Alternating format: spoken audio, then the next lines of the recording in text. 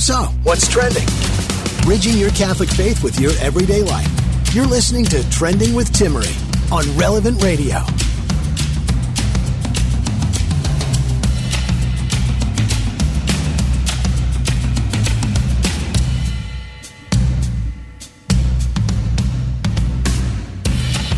Welcome. It is great to be with you.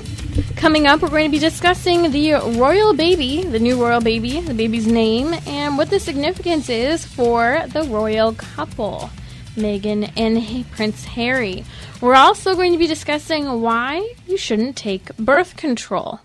In addition to that, we'll cover an amazing story. This woman was pregnant with twins, and then she got pregnant again at the same time. I will share with you about that and much more. Did you know that was possible? Well, stay tuned. I want to discuss also this idea of how I really believe today that the instincts of children are being truly destroyed. And when I say instincts, I mean, in part just the natural instincts that a person has, but also those instincts that are developed through ultimately our senses, that we have an instinct for something based on an experience. And I want to kind of give a couple examples of this. One example is kids today. Everyone gets a participation award and trophy, let's say for playing Little League, baseball, or soccer. As long as you show up, you're there, even if you're terrible, you still get a trophy. So kids learn, doesn't matter how hard you try. Actually, it might not even matter that you show up to the games or to practice. If your name is on that roster, you get a participation reward. Another example of this, I remember when I was in high school, I think I was like a freshman, and one of the seniors that I danced with was talking about how she had some major state testing going on. And she said, it's really easy. I'm not worried. I'm not going to study. And she said something along the lines of, as long as I, mark something down on the Scantron or something like this, she said, I'll still get at least a base level score of a B. So I'm not really worried. I can get away with just, marking things down and I'll still pass. Something of that nature. She knew how the system worked. And as long as she showed up and did something, even if she got it wrong on her Scantron, then that's okay. She would still do well enough. And, I was thinking about this, and let's take it back to a narrower level. Let's take it back to kids and where this is really starting, because I think that this is fascinating when we ponder. Today, I think that we live with a lot of what we would call bubble wrap children. You can't play outside because you could trip and fall and hurt yourself. You can't play outside because you'll get dirty. You can't touch the door because you could slam your finger in the door. Now, all of these things, yes, you can get dirty. Yes, you could slam your finger in the door. Yes, you could get hurt. But how is a kid going to get to know that some of these things could happen if at a certain point they don't get to experience things? What we're talking about is essentially learning cause and effect. Cause and effect of showing up and doing well determines what sort of reward you would receive for playing a sport. Cause and effect would be, okay, you keep playing with the door, and oops, yeah, you slammed your hand in the door. You learned I shouldn't play with the door anymore. I was on the phone with a friend of mine, a great mom, a couple months ago, and she says, hey, don't do that, to her 5-year-old son, and said, hey, don't do that. He doesn't listen. He falls. He gets hurt. And she kind of chuckles and she goes, well, I told you not to do that. I told you were going to get hurt. He still had to experience it to see that in order not to do that, he's going to get hurt. Now, people might make the same argument. Well, yeah, let people, be free, do whatever they want in life. No, I'm talking about basic, simple things. Such as, slamming your finger in a door. Or tripping and falling when you're playing with a stick. There are a lot of different things that could occur where people have to learn, specifically kids, cause and effect. When you do X, then Y will happen. When you keep playing with the door, then you will slam your finger in the door potentially, depending on how you play with it. So here's the deal. What happens when kids never get hurt? What happens when kids never learn cause and effect? Well, this is actually something that's happening. Now, I could go off on a whole side tangent about how these are the same exact kids at times who are struggling with identity disorder, especially young boys, because they're being told they can't do anything and they feel like the oddball out when other kids get to play and play hard, yet they're told that they should be afraid of the world. And they never know cause and effect that, yeah, I can get hurt, but I can learn to control my aggression, learn to control the type of experience I'm going to have. You see, this is what's interesting, too, with these, same kids who aren't learning cause and effect. They then begin to believe that although they're afraid of certain things and of trying things, at the same time they're told the sky's the limit and that you can have and do anything and everything. In fact, we're going to be talking about college graduates tomorrow. Maybe you're graduating or you know someone who is. We're going to talk about what should be discussed around graduation time, from jobs to career aspirations. But this is something that I think also is important when we discuss little kids and cause and effect. There's confusion about outcomes. And so take this whole idea and throw a kid who has had a little experience with cause and effect, a cell phone, a tablet, on a computer. Now, technology has zero sensory really cause and effect, essentially. There's no sensory experience of, ouch, I hurt my finger by putting my finger in the socket of the power outlet. There isn't. So what's happening is you have these bubble-wrapped children who are then not experiencing any type of physical cause and effect, or harm or danger, and then you give them a cell phone or a tablet with absolutely no limitation on it.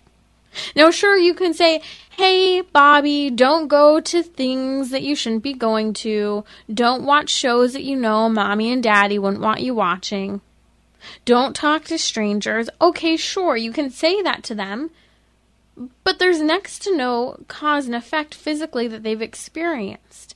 And then take it online, and it's almost too late. There's so much confusion also, especially if under the age of 13. There's a huge lack of inability to self-regulate and moderate any type of behavior. And that inability to self-regulate even continues on up until the year of about 25, which is why teenagers should really have a limited and guarded and guided interaction with technology. So what's happening is that kids are then, and when I say kids, I truly mean kids. We're talking about tweens, high schoolers, engaging in online relationships with strangers and people they know in ways that they shouldn't be. They're posting photos they shouldn't post. They're sharing feelings with, at times, outright strangers who are preying upon their responses. And when I say preying, I'm not talking about preying about feelings that are shared that are difficult situations. I'm talking about strangers and even non-strangers preying upon the emotional feelings shared online to get what they want from other people.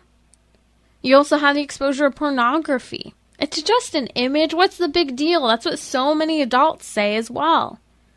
You have the overuse and outright addiction to technology. And then you have kids who are struggling, and adults, to be quite frank, with the lack of sleep. In fact, tomorrow we're going to be discussing here on Trending with retired Lieutenant Colonel Dave Grossman the impact that the lack of sleep has had on our great nation, from tweens to adults, especially kids. It's important to see all of these different things that are occurring online. There's no cause and effect. There's no regulation. There's no moderation. Kids haven't learned any sort of cause and effect outside of the technological realm and the physical reality and the physical sphere, that they're not learning self-control. They're not learning that if I do things, I could get hurt. So their brain isn't in any way being trained to be cautious in the right ways, to recognize when they've done something wrong. I think that the big takeaways on this whole idea of how we're losing instinctual reactions from a very young age is, I'll start with this. Studies have been done showing that the one instinct that we really do know that a baby has when the baby's born, and it's really only one since we've been studying this, is the instinct to nurse. In fact, a newborn baby, when born, if you place the baby on the mom's abdomen, will actually, depending on how much exposure to various prescription drugs during the pregnancy and during the labor and delivery the baby has, especially the less it has, the baby can actually and will actually army crawl up to the mother's chest in order to start eating. Total instinct. In fact, it was incredible. My baby girl did this. It was fascinating. Totally, the baby can crawl before it's even had any interaction. So we know that this instinct to eat is one instinct that the baby has. However, what's been stated in some literature over the last 20 years or so is that we actually don't know what other instincts children are born with. Why? Because of such extreme cautionary parenting. That we're not seeing how kids develop cause and effect, and we're not seeing how their instincts begin to work out. It used to be, we know that kids would grow up on farms, on the land. And yes, there was a higher rate of child mortality, but also it's believed and understood that kids knew a little bit better how to handle themselves with nature. So all of this brings back the question, how can we be better yet again at fostering instinctual reactions and developing a greater understanding among kids with regard to cause and effect, and how can we take this into technological use, especially recognizing that kids need moderation. They even need to learn cause and effect when it comes to technology. So part of this is recognizing that we have to develop clear and lasting boundaries for kids over the age of 13 when they're on technology, and emphasizing, following the research, that under the age of 13, kids shouldn't really have technology in their hands. You're listening to Trending with Timmerie here on Relevant Radio. Coming up, we're going to be discussing the royal baby, what the baby's name is, what it was a girl, was named after. Catholic Order of Foresters is proud to sponsor the Relevant Radio studio line. For information about employment opportunities and flexible premium life insurance plans, visit relevantradio.com/forester. So, what's trending? Bridging your Catholic faith with your everyday life. You're listening to Trending with Timmerie on Relevant Radio and the Relevant Radio app.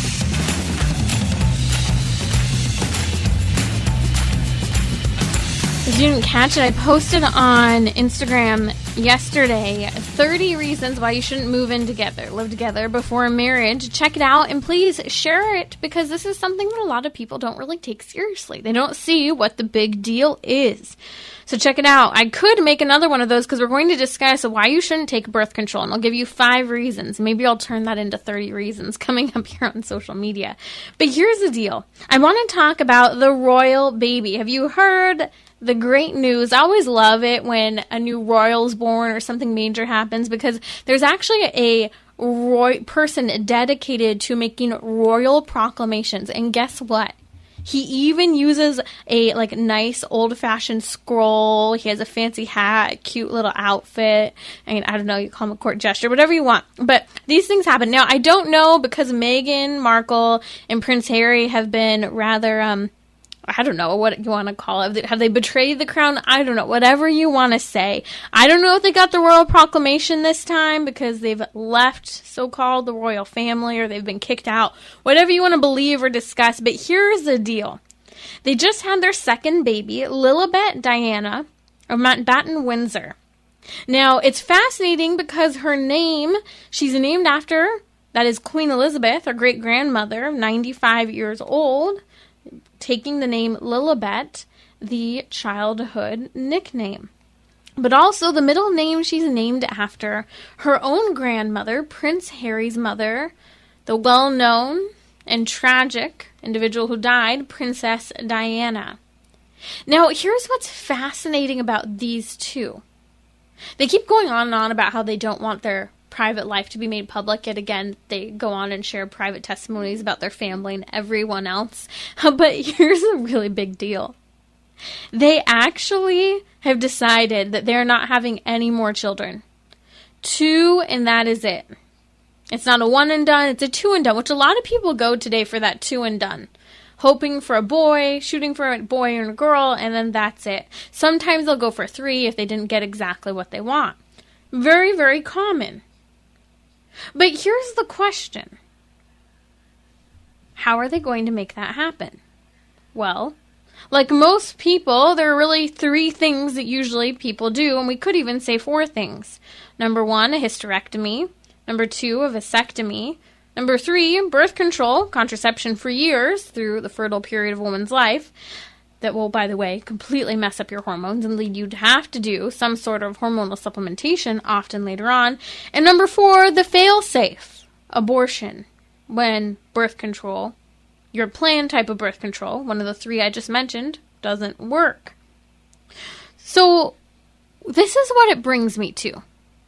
The question of why shouldn't you take birth control? Because this is what most women at the end of the day are choosing to do in their lives. And many women are being put on birth control as a band-aid to cover up and address various health issues. In fact, someone was really peeved with me, I think Friday, Monday, I don't remember what day it was, because I said something negative about birth control. But here's the reality. I am sick and tired of women who aren't looking at it for the purpose of birth control to prevent pregnancy. I'm sick and tired of women who are having various health issues being put on the pill. Oh, you're a woman, so let's just put you on a pill because you have a cycle. Good grief. You know how many women from polycystic ovarian syndrome to severe migraines to other major irregularities and acne, you name it, aren't being properly treated with good medicine because for some reason, and hint, hint, the doctors are being paid off to prescribe more birth control. These girls are just being put on birth control and years later are having major health issues as a result of the birth control and as a result of the main underlying issue never being treated. So many women are on birth control initially for that reason. Others are on it for the same reason that perhaps this is what Meghan Markle and Prince Harry are going to do to prevent more children, to make sure that that doesn't happen. So here are 5 reasons, and we're going to break them down, why you shouldn't take birth control. Number 1, hormonal birth control, from the pill to various types of hormonal contraception, are group 1 carcinogens. That's right, cancer-causing agents. We'll come back to that. Number 2, birth control, it actually changes who you're attracted to while you're on it and who you'll interact with. Number 3, almost all forms of hormonal birth control function as an abortifacient. Number 4, hormonal birth control also causes blood clots in many women, hypertension, and many other issues. And number 5, when you're on hormonal birth control, interpersonally, this is another thing it does. It tells men that they can use you without accepting or committing to you, and that they can abandon you when they feel ready. That's exactly what it teaches people. And so those are 5 very strong reasons not to take hormonal birth control. But let's break them down. Number 1, birth control, hormonal contraception, the pill, to many others, made up of synthetic forms of estrogen and progesterone, are group 1 carcinogens. In fact, I'll just list a handful of resources. In 2011, even the USA Today recorded and reported breast cancer cases from 1980 to 2010. In 1980, we had 640,000, and in 2010, 1.6 million. This is according to the University of Washington's research. Now, this is important to recognize because why? Well, it's causing breast cancer. It's causing many types of cancer, in fact. So let's talk a little bit more about how it's a group 1 carcinogen. The United Nations actually recognizes the pill as a cancer-causing carcinogen. In fact, if we were to look at the cancer research coming out of the United Kingdom, it says breast cancer is more common among women who take hormone replacement therapy and the pill for long periods. By the way, let's add into that, hormone replacement therapy includes what many people are engaging in today for cross-sex hormones if they identify as transgender. And guess what? We're giving these cross-sex hormones to children. In fact, in the state of Oregon, you only have to be 15 years old to not have parental consent. So this is another example of hormonal birth control and cross-sex hormones being a group 1 carcinogen. Yet another example, just to make this clear, even Time Health and Family study showed a, quote, curious link between birth control and prostate cancer. That's right. Your birth control, ladies, can impact, gentlemen, listen up, a man's prostate. How?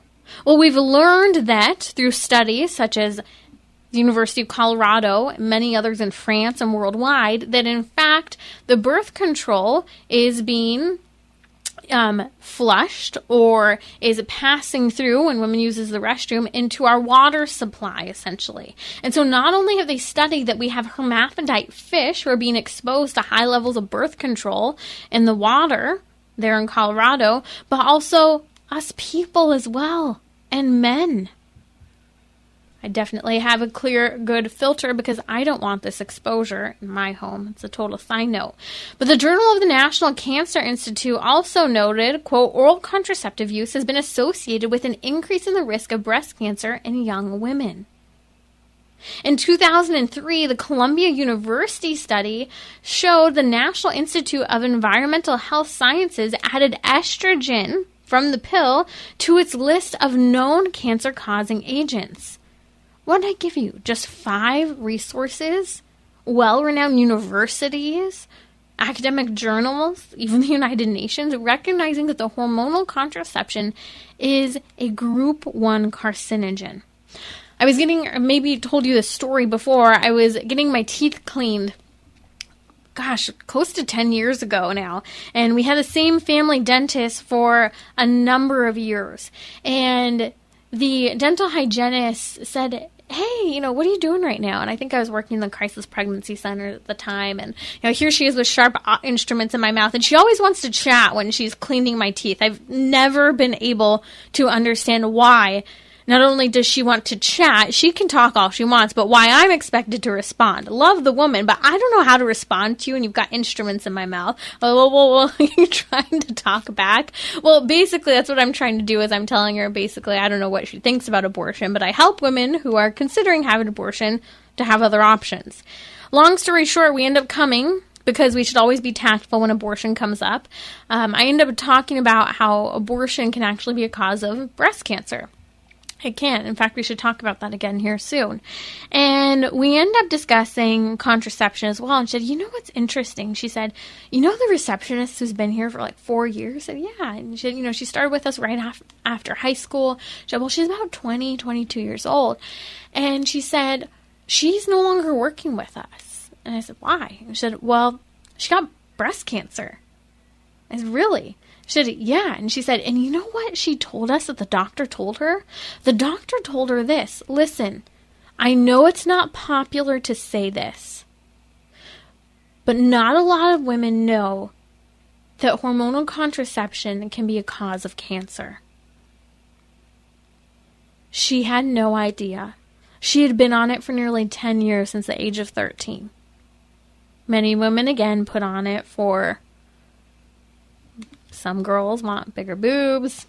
Some people want to regulate their cycle. They want various symptoms to go away. Some want to prevent pregnancy. Well, this girl, for almost 10 years, had been lied to that this was going to help her achieve what she wanted, and she was never told, or maybe she never read the insert, that birth control causes cancer. And it was destroying her life. And so here's a simple example of how one person, a dental hygienist, knew this, but it was a little known, kept secret that even the doctor was very careful about sharing what could be the cause of this young girl's cancer. And he knew it because he saw she had nearly a 10-year record of being on birth control. This is the truth of the culture we live in. It's a lie. People think birth control will help them achieve their hopes and their dreams, but in reality, it's robbing so many women, whether young or in later years, of their livelihood, their life. The second reason I mentioned is that birth control changes the type of person that you're attracted to. Now, this is fascinating. Oh gosh, we could spend a whole hour just talking about hormonal contraception and pheromones. If you don't know what a pheromone is, it's basically this complementarity biologically that occurs through chemical chemistry, essentially, between men and women. And what happens here is that it's a complementarity in a type of smell that we do not perceive, but that is given off between people of fertile years. Now, what happens is if you are in your fertile years and you are not on the pill, the type of person that you would be interested in through your pheromones unknowingly is someone who would have a good immune system that was different from yourself. That's really how you determine the good immune system, because it would be different from yours so that you wouldn't produce, say, offspring, a child that would have various health issues, because you're looking for someone different in terms of their genetic complementarity. Now, when you're on contraception, your body's in a state of what's referred to as pseudo-pregnancy. Your body's pretending it's pregnant. That's part of the trick of how it doesn't get pregnant, if used correctly, when you're on various types of hormonal birth control. Now, what happens, just like when you're pregnant, is there's a disinterest in things such as intimacy, but there's also a disinterest in people of different immune systems. You look for someone who's similar. Why? Because when you're pregnant, you want to rely on someone who's dependent, that you're more familiar with, someone who has a similar immune system and so forth as you, family members, for example. And so what's happening is that we're seeing people who have been on the pill for years. Let's say they get married or they move in with or they're dating someone for a long period of time, and boom, they decide they want to start having children. Well, they get off of the pill, and next thing you know, there's less interest in that person they had been with for a number of years. Why? Because they're lacking the pheromonal complementarity that is naturally supposed to build biological chemistry between two people before they tie the knot, they get married, they have kids. It's fascinating. In fact, so many marriages today and relationships are falling apart when people finally decide they want to stop using the pill, they want to get married. And so what happens is, one, many people have a difficult time having children after having been on the pill and playing with their potential pregnancy hormones for so long.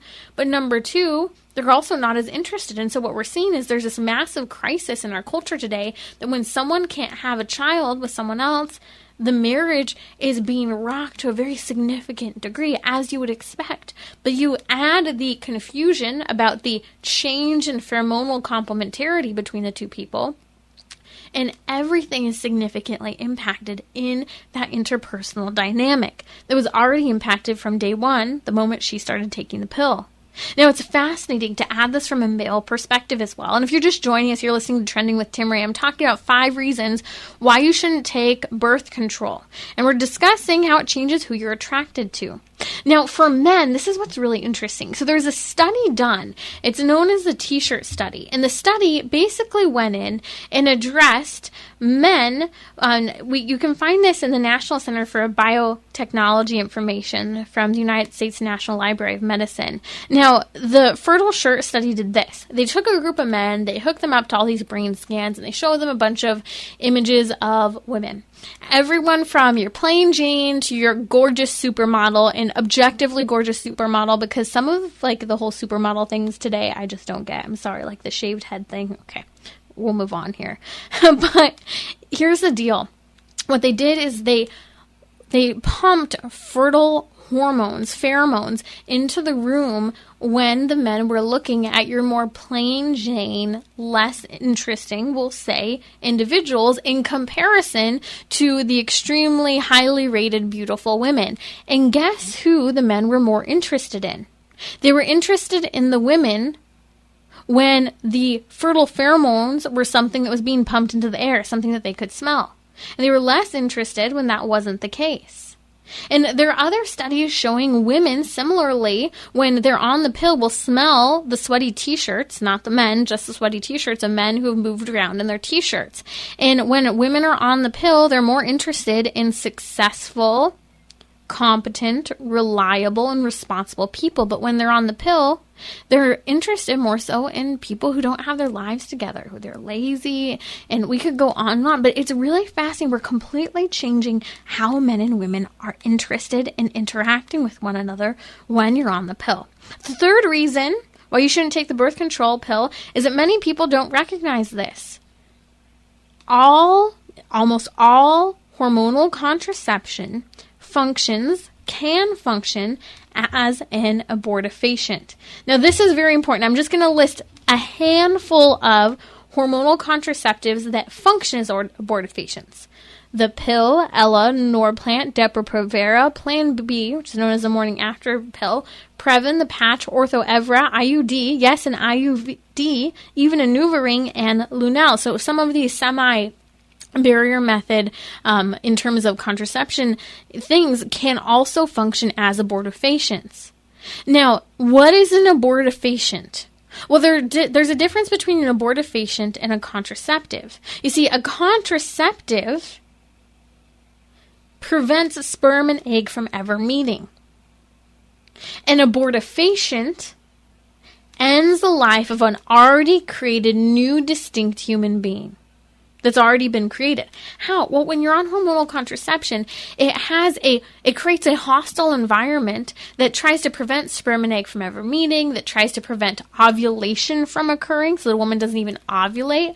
And then it also is so powerful, it's working that in the event that a baby does start to develop, that fertilization, conception truly does occur, well, that it prevents that child from continuing to develop. How so? Well, number one, mucuses in the fallopian tube, hormonal impact. It creates a hostile hormonal environment when the baby needs a proper hormonal complementarity in order for that baby to develop. That's the whole reason why every single day a woman is a different chemical makeup. Hence her emotions change throughout the month, because her whole cycle throughout the month is orienting toward a complementarity toward the capacity to carry a child. And when it doesn't, that's when the shedding of the uterus occurs, hence creating the new cycle.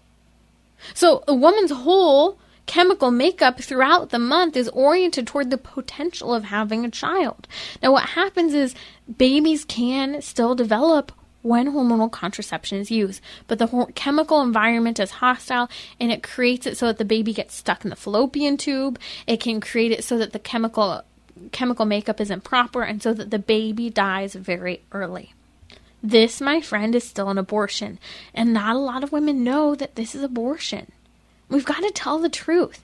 In fact, I was talking to one doctor some years ago, and she was saying, I work in a secular practice, and I tell my girls when they come in that I don't prescribe hormonal contraception when they ask. And should I take a piece of paper and I draw a house? And she said, a lot of people think that by taking hormonal contraception, you have a house and the door is shut, and a baby can never enter the house. She said, but the reality is, she said, you should leave that door open to the house, because that's what contraception is. A baby still could enter into your house, but what you don't realize is that the house doesn't have the right environment for the baby. And so it's like setting a bomb on the baby inside of the home. And she said, I want you to know this, because I think most women, when they take the pill, don't know this, and they actually don't want this to happen.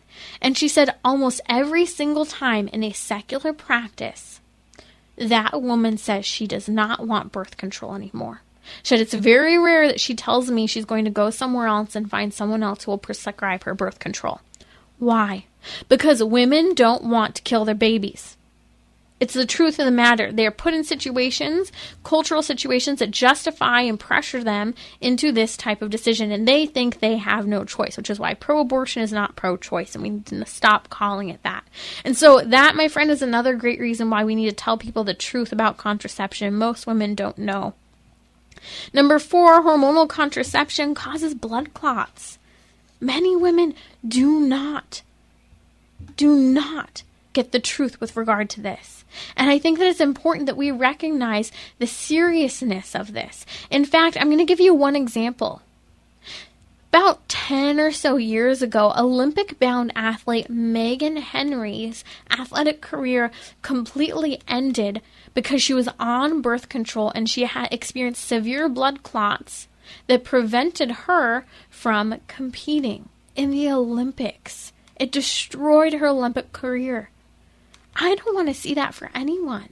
We talk about how birth control is supposed to be the only way that women can have an education, a career, or a family in their terms. No, birth control is destroying Not just the lives of women, but also the lives of children, and their moms don't know it. The fifth reason why we should not accept birth control is another interpersonal reason. And recognize everything I've said so far intentionally hasn't had to do with faith. And I share that for just a moment, and let me tell you why. Actually, I'll tell you why in a moment, because let's just stick with me here for the fifth reason. You shouldn't take birth control because it tells men they can use you without fully accepting you or committing their life to you and taking responsibility. Essentially telling them, you can use me without any expectations. And it tells a man that it's okay to abandon me because I don't expect you to stick around to take care of me, and I don't expect you to stick around to take care of my baby. That's very important to recognize. In fact, birth control, it's true. Patrick just commented. He said, I think birth control has increased affairs and infidelity. It has. Follow the court cases. We had Obergefell versus Hodges, which decriminalized hormonal contraception. As soon as you take babies out of sex, next thing you know, you could take sex outside of marriage. What was the next significant court case? I'm sorry, I just said Obergefell versus Hodges. We had Griswold versus Connecticut, I think. I'm confusing it in my head. But we had the decriminalization of hormonal contraception. Just a few years later, we then had universal acceptance following the state of California of no-fault divorce. Now, when we had no-fault divorce, what happened? We took babies out of sex with hormonal contraception, and then we took sex outside of marriage because you could do it now without having the consequence of a child, therefore increasing the capacity for affairs and infidelity. So follow the logic. You take babies out of sex, you take sex outside of marriage. Well, next thing you know, you need the fail-safe. Just a few years later, we now have abortion, the backup birth control, because we've now increased infidelity, we've increased affairs, we've increased single motherhood. You need the fail-safe because we've completely destroyed the institution of marriage, one man, one woman, babies inside marriage that protected women and protected babies and gave men responsibility. Why are men floundering today? Go back 60 years.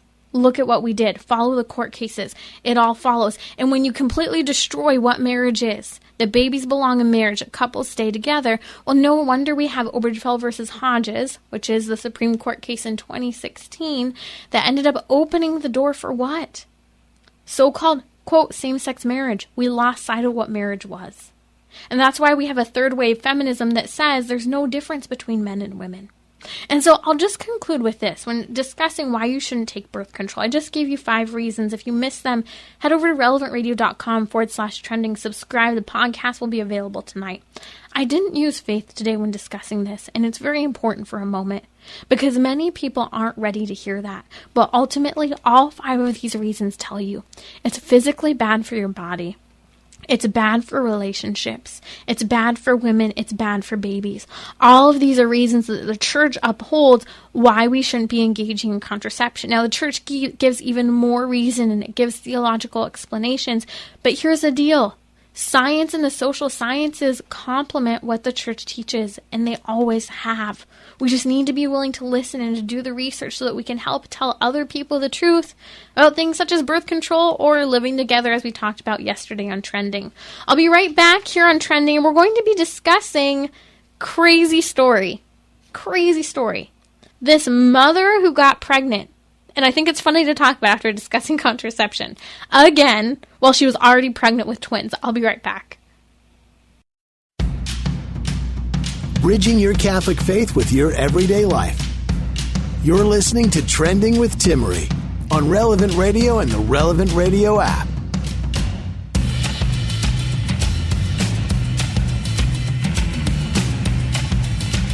If you missed it, I just gave 5 reasons why you shouldn't take birth control. Secular reasons that do complement our faith, but you don't have to bring up faith. If you wanted to have kind of something in your back pocket to discuss, take notes, give a listen, head over to relevantradio.com/trending where you can subscribe to the podcast. The show will be available tonight. And by the way, if you didn't catch the episode, it is Pride Month.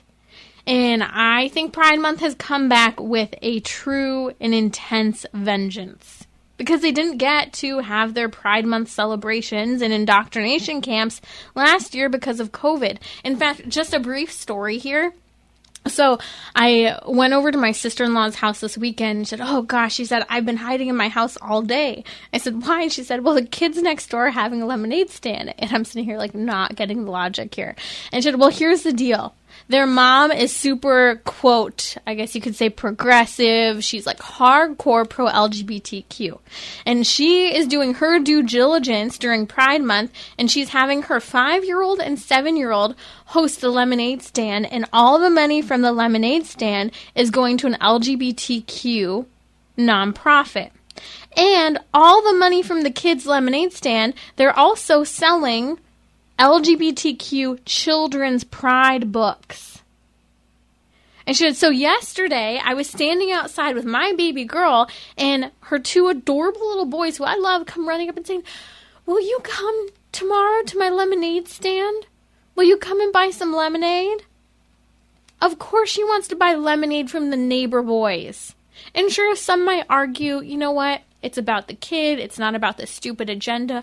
But look at this was the bottom line, and this is the argument I made, and I expanded on it, and you need to listen. Head over to the podcast. We'll post a link in the show notes today, relevantradio.com/trending, how we should respond as Catholics to Pride Month. It's about children. We are forcing this whole idea on children, and it's much bigger than this whole thing right here, but this is a perfect example to show you how this has become about kids.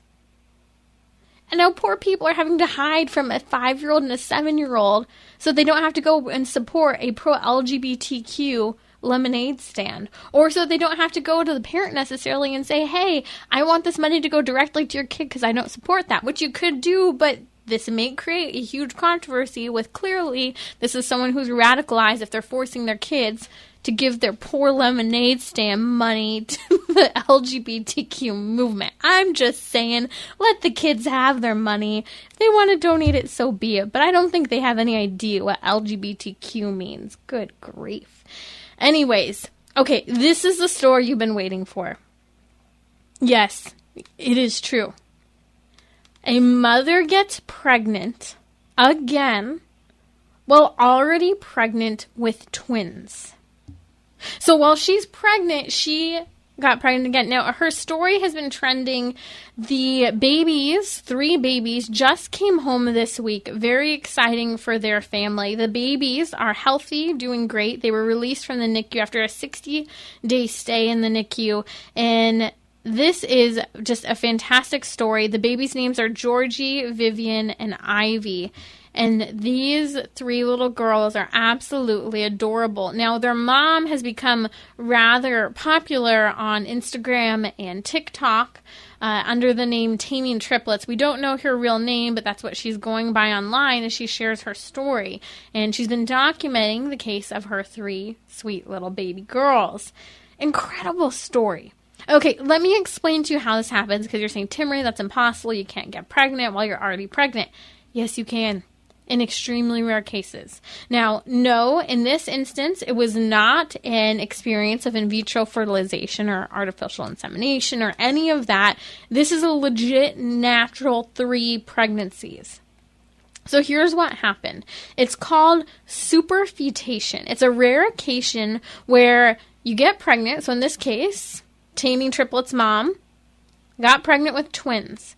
Now, she had a second menstrual cycle while she was pregnant, and fertilization occurred. So this 3rd baby was conceived 10 days later. 10 days later. You guys, talk about super triplets. This youngest triplet's got 2 older siblings, and they're technically, I guess you could say, not triplets, even though they share the same birthday. Pretty incredible. But the story goes further in this. Not only is this a rare occasion, a natural pregnancy, these are also people of faith. They're grateful for the great gifts they've been given. And here's the deal. This was the medical professional's response when they discovered that these babies were triplets and what happened. They offered her what is referred to, same thing as what is referred to in vitro fertilization, quote, selective reduction.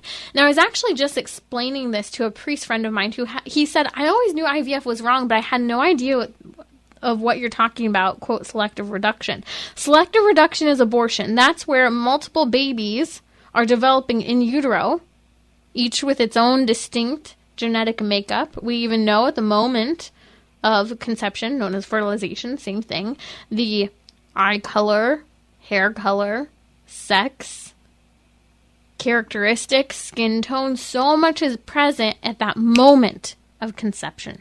And it's so important that we recognize this unique and unrepeatable life. It's incredible. And so here's a doctor offering selective reduction. And he encourages teeming triplets mom to get genetic testing so that they can test for which of the 3 triplets is the least likely to be healthy, and that one they can, quote, selectively reduce, aka abort. That's right. Thank God, praise the Lord, this mom was not interested. She said this, even if they did have an issue, we were going to love them no matter what. So when I was pregnant, growing up in the pro-life movement, I knew that there were a lot of tests and various things that were going to be offered that essentially promote a pro-abortion mindset, always giving the option, the out, in order to choose abortion as you want, such as genetic testing. Genetic testing isn't something that just helps you determine whether or not this child is going to have various health issues. Genetic testing was created and is intentionally used as a means of population control, as a means of eugenics, and as a means to promote abortion in the culture. Yes, that is true. Now, here's the deal. Genetic testing in utero is not always correct. And incredible developments occur while babies are in the womb, leading to even various health issues that are happening in utero to work themselves out, heal, and for the baby to further develop while in the womb. And it's very important to recognize. For example, when we had an ultrasound, let's see, how far along would I have been? Let's see, April, May, June. Around 3 months, there was a detection that something was wrong with the baby's heart. That there was a point during the ultrasound where the baby's heart stopped beating for a period of time that was longer than comfortable. Yes, startling. But also, babies have extreme heart irregularity. Now, depending on the doctor and the medical professional I was with, they could take multiple approaches to that. Carefully monitoring and paying attention to the baby's heartbeat, testing and making sure that the hormonal makeup of what was going on in my body was complementary to the pregnancy. There are various things they could do. They could even go for that anatomy scan earlier, potentially. Or they could say something's wrong with your baby's heart and you might want to consider aborting your child now, since it seems to be that your child's heart isn't developing correctly and has issues. And your child will be born with heart issues. That's another perspective, and that's exactly the perspective that very often happens in the medical professional. In fact, I know women who they go with anxiety into this genetic testing. Why? Because, well, what if my baby has Down syndrome? What am I going to do? You see, that's the exact attitude that some of this genetic testing and even the anatomy scan can create. Well, my baby's legs are too small. My baby's measuring too small. My baby might have Down syndrome. Over and over again, I've known pro-life Catholic people of faith say, I'm really nervous about my genetic scan and the outcome because I don't know what I'm going to do if something's wrong. What if my baby has Down syndrome? What if my baby has autism? And on multiple occasions, I've looked at moms and I've said, number one, if something is wrong, you're going to have the baby just like you planned to before. This is a baby you love. Number two, you have to recognize that babies have an incredible capacity to heal, to grow, and to develop in the womb. And anything often can be worked out while in utero. And some of this genetic testing is also evasive for the child in the womb, and it's important to recognize. I did not do any genetic testing on my baby, and to be quite frank, when I went through with the anatomy scan, it was required for the place where I was delivering, I ended up having this feeling as they were measuring so intensely every bit and piece of my baby that at a certain point my child was being put through a sense of scrutiny. And I kept thinking, here's my child on this big screen. We're watching the video of the baby moving. We're seeing the 3D, the 4D. And I'm thinking, how incredible. At the same time, I sat there almost in tears because I thought, there could be moms and dads and doctors sitting right here in the same room who saw, you know what? Part of that baby looked a little too small. You might want to reconsider your options. Those are the conversations that people are having with moms and dads every day. Which is why it's so important that we see pro-life doctors. Why it's important. We tell incredible stories of this mother who got pregnant again while pregnant with twins. If you didn't hear it, head over to relevantradio.com/trending to hear the podcast to hear that explanation. It is wild. But here's what I respect. This woman, known as taming triplets, the babies just came home from the hospital, were in the NICU for 60 days. Guess what? She has a massive following online and of young people. Anyone from young adults to teenagers. Why do you think that is? I think it's because young people are amazed that a woman can love and care for 3 children unconditionally, reject abortion, and still be joyful and loving about it, even in the face of the challenges that it has proposed. We need to be more pro-life and tell incredible pro-life stories such as these. Join me tomorrow with Lieutenant Colonel Dave Grossman. He's the top law enforcement trainer in the nation, and he wants to talk to you about sleep and give advice for new college graduates.